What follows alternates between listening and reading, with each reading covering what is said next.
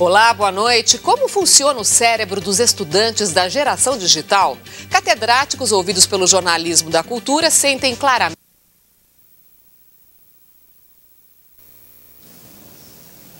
Bem, participam da edição de hoje do Jornal da Cultura o professor de Filosofia da USP, Vladimir Safatli, e o jornalista e escritor Noênio Spínola. Há exatamente 50 dias, estudantes de praticamente todas as universidades federais não têm aula. Professores e funcionários estão em greve e a negociação com o governo não anda. Para Pamela, o sonho de estudar numa universidade pública acabou. Ela comunicou a desistência do curso de Ciências do Mar na Universidade Federal de São Paulo, em Santos. A jovem conseguiu uma bolsa numa faculdade privada. Minha prioridade é me formar e com essa tal de greve e todas as coisas que estão acontecendo, eu acho que isso vai ser um pouco difícil.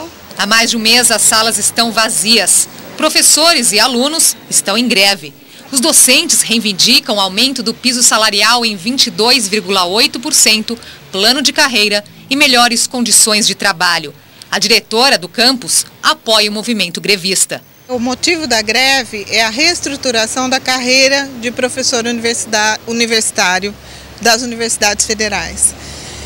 E a carreira que foi proposta, ela não é digna do nível de qualificação que se exige para um professor universitário. Aberto em 2006, o campus da Unifesp de Santos ainda não tem sede própria. Funciona de forma precária num prédio alugado. Para dar conta de atender quase 1.500 alunos, até o refeitório é usado como sala de aula.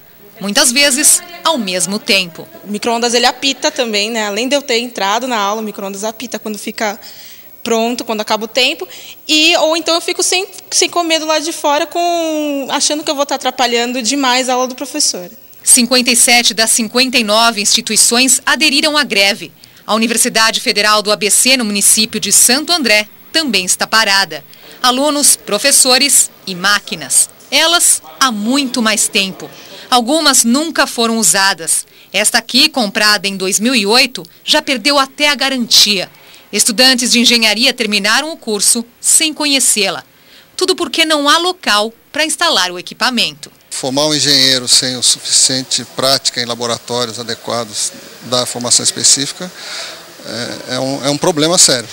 Nos últimos 10 anos foram criadas 14 novas universidades federais no país. Até 2014 serão mais 4. Segundo o Ministério da Educação, 76 bilhões de reais serão investidos este ano na educação, 5,1% do PIB. Deste total, 27 bilhões e meio serão destinados ao ensino superior. Pela internet, o ex-reitor da Universidade Federal de Pernambuco, integrante do Conselho Nacional de Educação, explica que o problema não é a falta de verba, e sim a gestão. Primeiro, a questão da autonomia, dos orçamentos e como reitores poderiam agilizar e gerir melhor as suas instituições, dando maior agilidade aos recursos que são repassados para a questão das obras nas universidades. E o segundo aspecto, esse realmente precisa desse processo bilateral entre as instituições e o governo, que é a questão de uma política salarial atrelada a uma carreira. E o Jornal da Cultura entrou em contato com o Ministério da Educação, que não quis falar sobre a greve das universidades federais. Bem, 57 de 59 universidades federais aderiram à greve. É uma situação grave. Como é que vocês veem? O que está acontecendo com a universidade brasileira? Eu diria 3 coisas. Primeiro, a inacreditável insensibilidade do governo em relação a essa greve. Quer dizer, a greve já tem praticamente 2 meses e o governo ele se recusa a negociar, se recusa a ouvir.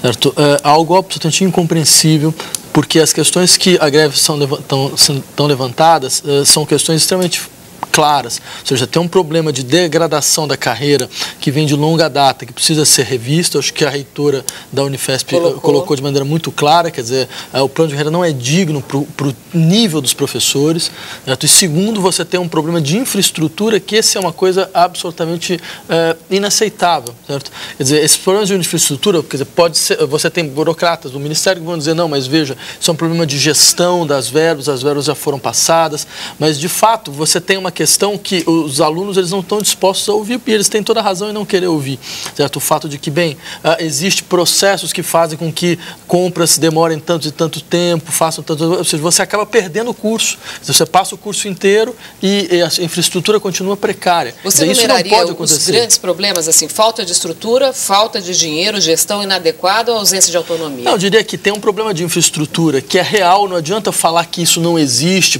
porque que em última instância é só uma simples questão de saber como gerir melhor. Quer dizer, o Ministério tem que intervir de maneira efetiva nesse processo, certo? Tem que conseguir resolver esses problemas de infraestrutura das universidades, e você tem um problema de degradação do plano de carreira dos professores. Isso que vem de longa data, Noênio, você concorda? É preciso valorizar o professor?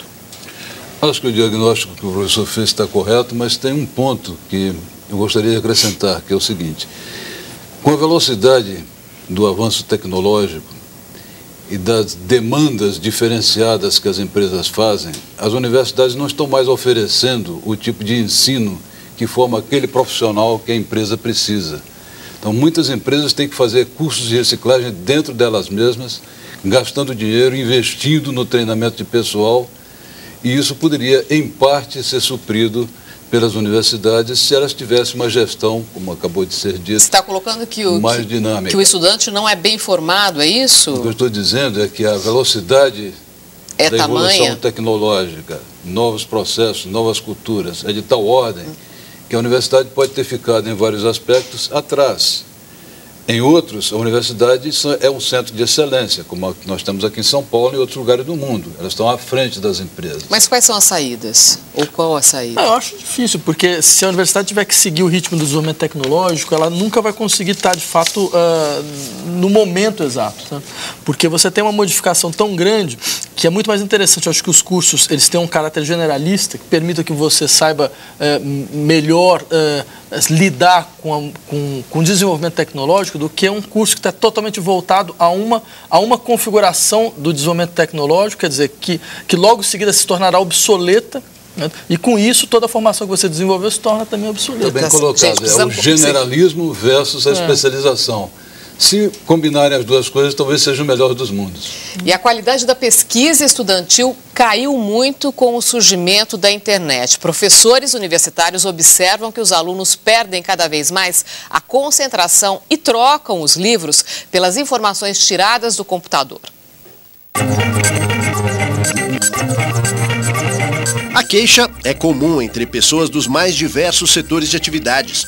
Uma desconfortável sensação de que alguma coisa vem impedindo a concentração e interferindo no funcionamento do cérebro.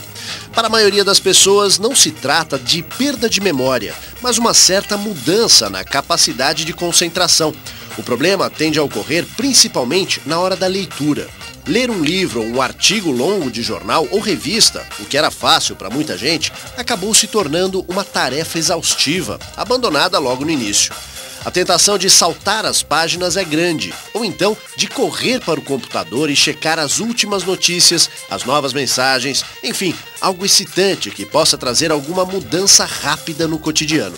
Eu sou professor universitário e eu observo a dificuldade crescente dos alunos de ter uma certa postura de concentração reflexiva. Para o filósofo e professor da pós-graduação em Educação da PUC São Paulo, Mário Sérgio Cortella, essa realidade impõe um desafio para a escola. As plataformas digitais, no trabalho pedagógico escolar, elas produzem um efeito que é extremamente benéfico, que é um acesso veloz à informação, mas tem um efeito que é maléfico, que é deletério. A superficialidade, a ideia de que basta eu obter a informação, eu já cheguei ao conhecimento, o que não é verdade. Conhecimento é aquilo que você apropria. A qualidade da produção acadêmica também é afetada. Para os especialistas, os trabalhos de escola e faculdade hoje são uma grande colcha de retalhos. No mundo escolar dos estudantes, os trabalhos são cada vez mais montagens, né? Não são uma pesquisa na qual ele, de maneira autônoma, desenvolveu um pensamento. Vocês concordam que a internet, a velocidade, a superficialidade estão comprometendo a produção acadêmica? Olha, Márcio, eu fico à vontade para falar sobre esse assunto, porque eu tenho a minha própria biblioteca, tem mais de 5.000 livros lá. Foi um investimento papel, que eu fiz, né? Ao longo da vida. Livros. Mas eu vou lhe dar um dado que foi publicado hoje no jornal Valor, impressionante. A Barnes, que é uma grande editora norte-americana, dona de 30% do mercado de livros nos Estados Unidos, investiu pesadamente em mídia eletrônica. E o que aconteceu? Os livros digitais aumentaram em 43% esse ano e digitais no total, só dentro do sistema da Barnes, digitais no total 119% de aumento na produção dessa faixa que atende ao curioso na eletrônica. Agora, os professores tocaram num ponto importante, a superficialidade com que as pessoas vão com sede ao pote da internet. Isso sim é um problema. É bom os dois mundos, combinar o livro físico com o livro digital. Você que é professor, Safatli, o que você pensa? pensa? Eu gostaria de ver os números a respeito dessas modificações de comportamento dos estudantes, porque se for para falar de percepção, de percepção empírica dentro do processo de aprendizado, quer dizer, eu de fato, pode parecer estranho, contraintuitivo, mas eu não percebi grandes modificações. Quer dizer, você sempre teve um grupo reduzido de alunos que tem capacidade de desenvolver de maneira mais adequada a informação, e você sempre teve um grupo grande de alunos que têm dificuldade. Eu diria que... Não aumentou esse grupo com as dificuldades ou com superficialidade? Se você fala sobre percepção empírica, no meu caso, eu diria que não aumentou, não diminuiu em nada, nem aumentou em nada. Tem uma colocação do Emilson Costa que eu acho que até procede. Desde cedo, os jovens de hoje, com neurônios em formação, são sujeitos à velocidade das atuais tecnologias, os fazendo pensar mais rápido. Você acha também que os jovens se adaptaram a essa velocidade e não é isso que está causando esse problema? Não, eu acho que mesmo essa questão da velocidade é quase um fetiche, né? Quer dizer, a ideia de que nós vivemos um mundo mais veloz, você tem mais informações e tal. Veja, num certo nível sim, mas num outro nível não. Quer dizer, dependendo do tipo de trabalho que você desenvolve, quer dizer, a capacidade de reflexão e de elaboração, certo? Ainda tem um ritmo bastante específico e as pessoas vão se adaptando a isso, certo? Quer dizer, claro que você vai ter um grupo de pessoas que não se adaptam, não conseguem desenvolver a atenção necessária para ter pesquisa, para conseguir escrever pesquisas acadêmicas, mas esse grupo sempre foi pequeno, ele nunca foi grande. E nos Estados Unidos, orangotangos aprendem a se comunicar usando tablets, os modernos e pequenos computadores. A ideia é incentivar a inteligência dos animais. Segundo Linda Jacobs, tratadora do zoológico da Flórida, eles têm capacidade para estabelecer contato com os humanos, mas não têm as cordas vocais. O tablet está servindo de meio de comunicação para os orangotangos, que já conseguem escolher o que querem comer. E mais de 60% dos brasileiros temem ser assaltados à mão armada ou assassinados. Essa é uma das conclusões de uma pesquisa do IPEA sobre a violência no Brasil. A pesquisa foi feita em 212 municípios brasileiros e procurou medir o grau de medo da população com relação a assaltos, assassinatos e outras formas de violência, e também o grau de confiança na ação da polícia.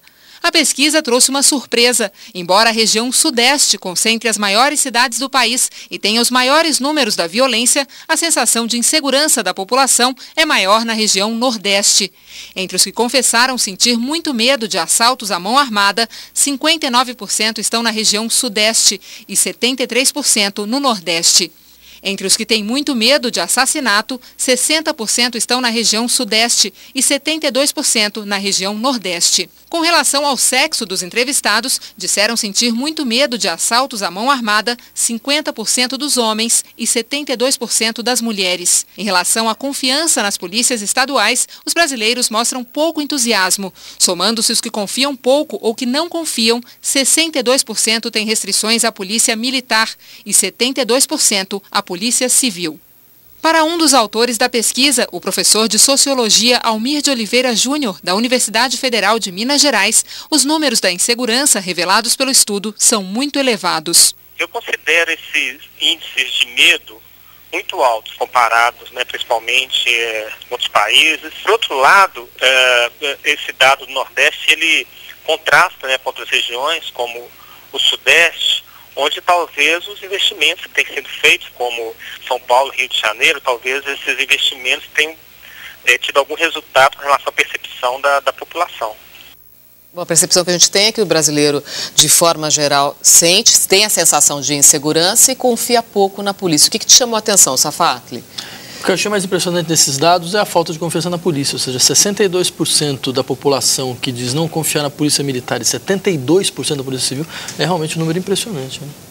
Agora, chamou a atenção de vocês o fato, por exemplo, das pessoas que vivem nas regiões Norte e Nordeste terem uma sensação maior de insegurança, embora os casos de violência sejam mais concentrados no Sudeste? Eu acho que no Nordeste deve estar influenciando muito a dificuldade, a seca, a crise que assola várias regiões. Essa insegurança econômica termina se refletindo em insegurança social. Talvez isso é o que explique porque no Nordeste o sentimento fragiliza mais um sentimento de fragilidade maior do que na região sul do país e sudeste. Mas qual seria a solução para isso, então? Hoje, essa semana a gente falou sobre a integração das duas polícias, militar e civil, se isso seria possível aqui no Brasil ou no estado de São Paulo, que seja. Como é que vocês veem a saída para essa questão? Eu acho que, com certeza, o governo deveria meditar muito a respeito do tipo de prática de seguritária que a polícia representa à população, né? Ou seja, você tem um rechaço muito claro das práticas da polícia pela população. Tem mais do que isso, quer dizer, se a gente lembrar que, por exemplo, mesmo a ONU, né, ela recomendou ao Brasil que o Brasil extinguisse pura e simplesmente a polícia militar, né? Exatamente porque trata-se de uma espécie de aberração internacional, porque você tem uma polícia cuja formação do policial, ela segue a mesma lógica que a formação de alguém que é formado para combater um inimigo externo, ou seja, um militar. Então, ou seja, você tem uma espécie de sobreposição entre o inimigo interno, já é uma coisa completamente estranha, e o inimigo externo são pensados da mesma forma, né? Tá certo. Então você pode imaginar as consequências disso no tipo de relação da polícia com a população, né? E a seguir, a CPI do Cachoeira convoca o ex-dono da construtora Delta e mais. Relatório divulga que erros humanos e técnico derrubaram o avião da Air France há 3 anos.